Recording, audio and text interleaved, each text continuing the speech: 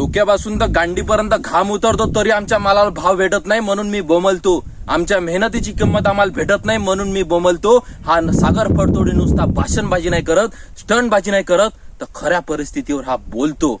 ही वस्तुस्थिती आहे. हा अन्यायाच्या विरुद्ध बोलणारा सागर फडतोडे आहे. हा अत्याचार विरुद्ध बोलणारा सागर फडतोडे आहे. हा खऱ्यावर बोलणारा माणूस आहे. हा कोणाच्या लाचारीवर नाही, कोणाच्या याच्यावर हसणारा नाही. जर आम्हाला किंमत भेटली तर आम्ही तुम्हाला किंमत देऊ. आमच्या मालाला भाव भेटला तर आम्ही तुम्हाला निवडून देऊ. पण आमच्या मालाला किंमत भेटत नाही म्हणून मी जोरानं पोट तिरकीनं बोंबलतो जोपर्यंत आम्हाला भेटणार नाही. आणि नुसतं भाषणबाजी नाही करत तर वावरात काम बी करतो.